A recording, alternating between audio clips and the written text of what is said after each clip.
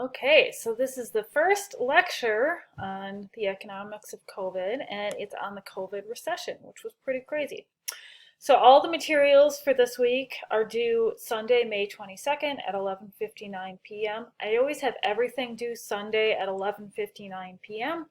I know you guys are teaching for the first part of the semester, so I just think that's an easy thing to remember. But if you ever need extra time, just please let me know. Um, and then the other thing is, I think it makes sense to go in order week to week. Um, but, it's up to you. But today we're talking about the COVID recession. And what materials do we have due? I've got a little get to know you assignment. I've got a few questions just making sure you understand this week's topic. And then I have quite a few news releases on perusal. And so I tried to be clear, you don't have to read every single thing word for word. I don't even do that, but just kind of like skimming them and picking out interesting things. So again, please ask if you have any questions on that. So the first thing I want to mention is the difference between a recession and a recessionary gap.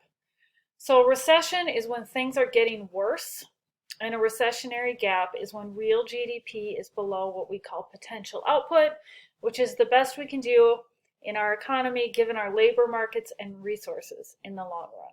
So basically, a recession is like we're in free fall. We're getting worse. That happens first, and then we're like below potential output, and we might stay there for a while. So we can be in a recessionary gap even though we're in an expansion. And case in point, with the financial crisis, the recession was from December 2007 to, I believe, June of 2009. So that's when things were getting worse. Man, that was a bad recession. That was a long one. But then what happened is we didn't fully recover, I don't think, until like 2016. And I remember specifically because I told my students, when the Federal Reserve raises rates again, I'm going to go to the nearest bar and get a drink and take a picture of myself. And then if you email me, I'll send you the picture. And I'll never forget it because when they raised rates, I had a really bad sinus infection. I was super sick, and I like hobbled down to the bar, like choked down a glass of wine, and no one actually asked for the picture. But, recessionary gaps last a really long time. So, how are recessions determined? Now, I mentioned in the last video, I started teaching basically during the financial crisis. And so it was this lesson that I developed. Are we in a recession? Are we in a recession? And I got to use that for a long time because we were in a recession for a long time. But I learned that our recessions are determined a little different than other countries. So the people that make the determination is the NBER, Business Cycle Dating Committee, National Bureau of Economic Research. And I actually put this on perusal for you to read through. Again, I think it's okay to skim this one, but one thing I want to pull out is, so a trough and a peak. Let's just talk about this. A peak is when, right before we hit a recession, we're at the peak. We hit the recession, bottom of the recession is a trough. And so peak and trough dates are recession dates. And their answer is the determination of the months of peaks and troughs is based on a range of monthly measures of aggregate real economic activity published by the federal statistical agencies. Most countries just look at GDP, real GDP. So they say a recession is 2 consecutive quarters of negative real GDP growth. As far as I know, every country in the world except for us and the European Union look at different things. And the European Union actually copied us. They were like, oh, we like how those guys do it. So they're like, yeah, we do look at real GDP, but we also look at this other stuff. One thing is real personal income less transfers. This is income after like getting money from the government, or less that, so like not getting money from the government. Non-farm payroll employment. Now notice how it's not unemployment. Unemployment, as I'm sure you've learned at some point, is inaccurate because we have people cycling in and out of the labor force. Am I looking for a job? Am I not looking for a job? So unemployment actually tends to peak after a recession's over because people all of a sudden are like, oh, I think there's jobs again. So they start looking for work. And so they look unemployed when really they weren't working the whole time. I'll explain this more in a second. But basically, employment is like the cleaner measure. How many people are actually working? Real personal consumption expenditures, consumption, wholesale retail sales adjusted for price changes. I don't know why they use that, but they do. Employment as measured by the household survey, which is very similar to non-farm payroll employment. And then something called industrial production. You can actually find information on all of this stuff. So the last time I taught the economics of COVID, they had not announced the end recession dates yet. So we asked the question, are we in a recession? And we pulled up all this info. And it was really obvious we weren't. It was really obvious that it ended very shortly after it started. But basically, they say there's no fixed rule about what measures contribute information to the process or how they're weighted in our decisions. The other thing to note is that this committee takes a really long time to announce things. And they don't apologize. They're like, yeah, our job is not to give you timely information, it's to give you accurate information. But this is, the information. What is our job? Blah, blah, blah. Again, you can skim this. But another part of their website is the dates. And this is something I love to show my classes. So we can look at the recession dates going really far back. And it's kind of not the best table. But you can see here the peak occurred in February 2020 and it ended in April of 2020. So that's like the world's shortest recession. That was so short compared to the financial crisis, which was December 2007 to June of 2009. And actually, the recession predated the financial crisis a little, like when it got real bad. So there we go. One thing that I ask my students in my macro classes to do is I ask them to interview someone in their lives who's 55 or older about an influential recession. It's actually a really great assignment because a lot of them say, wow, I really bonded with my parents. I had no idea the sacrifices they made. But most people are choosing this recession. I told them they can't choose the COVID one, the financial crisis one. Sometimes you get some though. You get some, like my dad was hurt really badly in the 2001 recession. That was a super mild recession, and it actually didn't even count as a recession in Europe.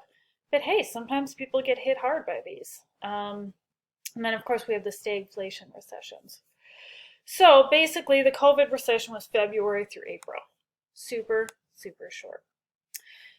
All right, so when I'm talking about the health of an economy, a recession, have we gone out of the recessionary gap?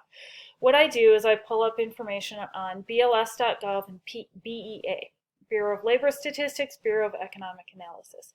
Now, I have absolutely no idea how familiar you guys are with these news reports. I'm assuming maybe half of you are. Who knows? But just a little background on me. I was taught macroeconomics by a heterodox professor. He was non-mainstream.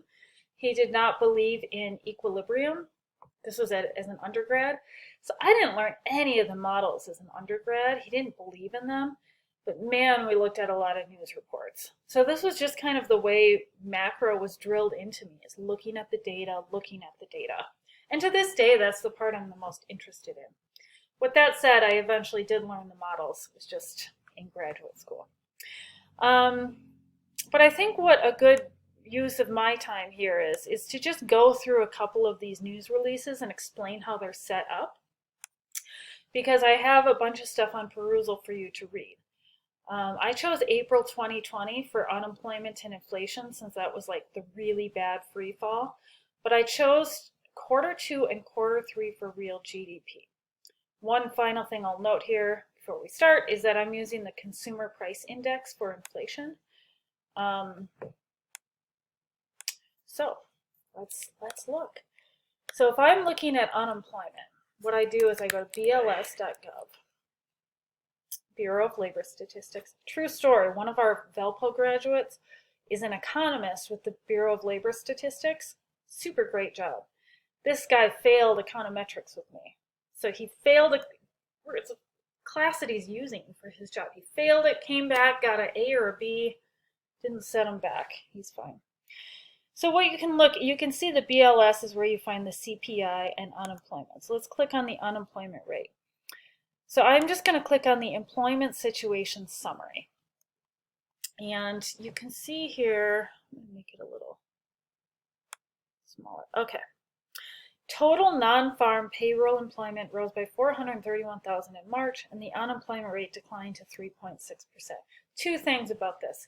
The unemployment rate is below the natural rate. So I believe the natural rate is something like 4%. And we'll talk about this in the inflation week. I think people were wrong about the natural rate. So that's one thing. The other thing is we used to have a labor economist at Valpo, and she said when this number here is greater than 100,000, usually she thinks that's good. So that's, I'm looking at this. These are really strong unemployment numbers. You can kind of go into the different things here. They pull out women, they pull out men, teenagers. Teenagers always have the highest unemployment rate. Whites, blacks, Asians, Hispanics. One thing that we'll see in this recession, if you click on table A2, the BLS breaks down unemployment by race. And you'll see like right now the white unemployment rate is 3.2 and the black unemployment rate is 6.2. So the black unemployment rate is always about twice that of the white unemployment rate. Happy to talk about why. We'll have a whole week on race and gender actually. But that's just like something that's true. The Asian rate is usually less, 2.8. But one thing that happened in this recession is that big increase in unemployment hit races differently. And so that's something you guys are going to be looking at, is which races were hit differently. Now notice that the Hispanic or Latino population is in a different table. You can see it's 4.2. Keep your eyes on Hispanic women over the April numbers. Okay, so that's one thing.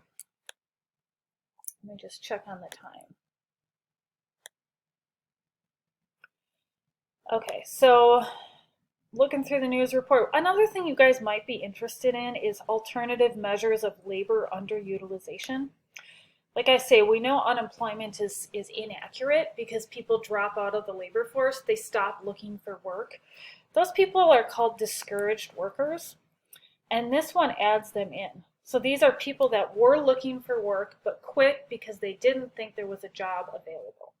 So you can find information on these different groups. But let's just go back to the BLS webpage, and I'll show you the CPI numbers. Man, people are talking about these. Like this our engineering dean brought up the CPI. It's like, yeah, it's 8.5. It's like, yes, it is. So these are our recent CPI numbers. Now the CPI, this is one reason I'm having you do a lesson plan on it. It's super hard to read. So the consumer price index increased 1.2% in March. It's like, that doesn't seem high. So the thing that I show students is this table. The all items CPI, consumer price index, what a typical urban family of 4 buys in a year, that increased at a rate of 8.5% in the last year. These annual numbers are just more helpful. You can look, okay, it increased 1.2 in March, but I think that's just not intuitive. We can also look at the core CPI, all items less food and energy, that's 6.5. And if you're looking to see where inflation comes from right now, you can see, wow, that's coming from gas prices and oil. So I would say a lot of this is cost push inflation, meaning the cost of a commodity is pushing it up. Some of it is demand pull. Now don't freak out, because I'm going to actually go through what this means next week. We're going to have a whole week on inflation. But I am asking you to read the inflation news reports for this week, so I'm just kind of showing you how to do it.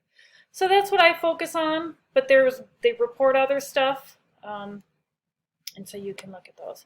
So I'm going to stop here, and then we'll return to talk about the real GDP.